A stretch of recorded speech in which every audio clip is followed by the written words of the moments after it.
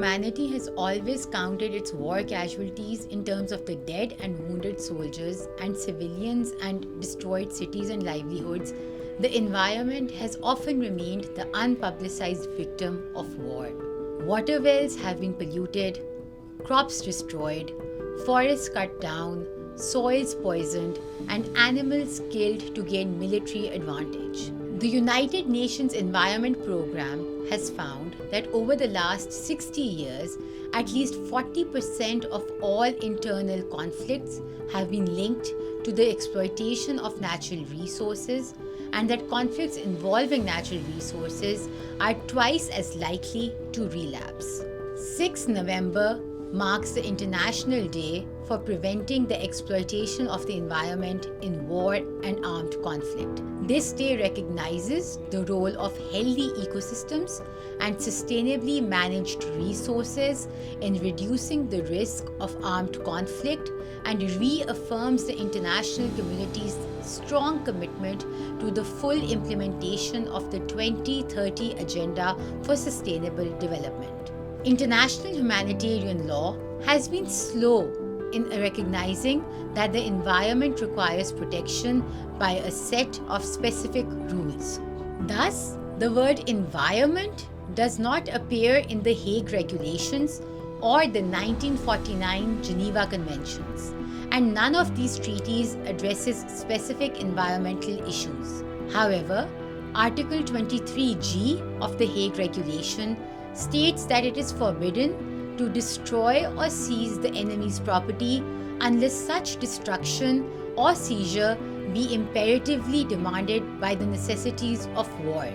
In the event of belligerent occupation, Article 55 of the Hague Regulations and Article 53 of the 4th Geneva Convention sets limits on the discretion of the occupying power as far as the destruction of property is concerned.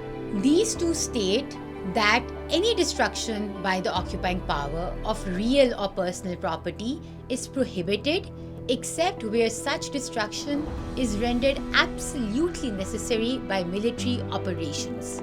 For example, industrial installations in an occupied territory, and in so doing causes damage to the environment, violates the 4th Geneva Convention.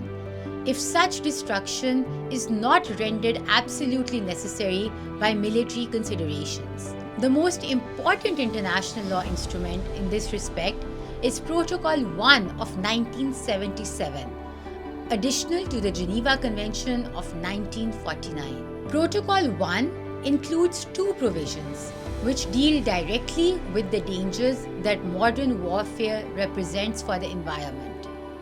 These rules are Article 35 Para 3 and Article 55.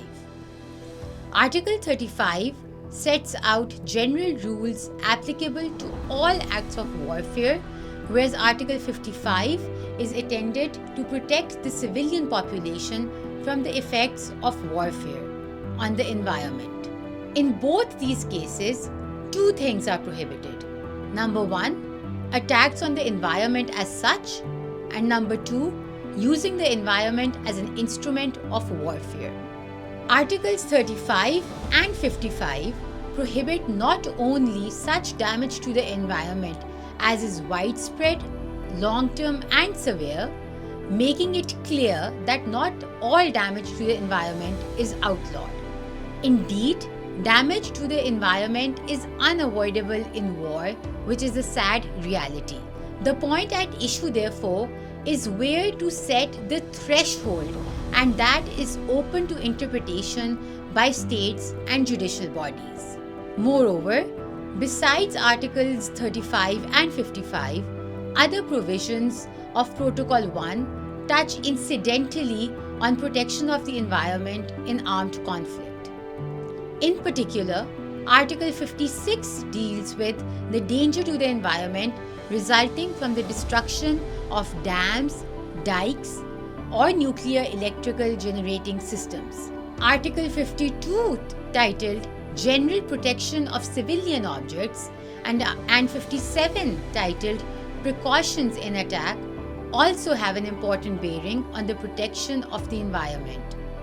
In conclusion, The provisions of Protocol 1 usefully supplement earlier principles and rules of international humanitarian law and contain some important rules prohibiting a wide range of acts destructive of the environment in times of armed conflict. The destructive potential of the methods and means of warfare already in use or available in the world's arsenal today represent a threat to the environment of a magnitude unprecedented in the history of mankind. Special emphasis must therefore be placed on compliance with and constant development of the rules of international humanitarian law for the protection of the environment in times of armed conflict.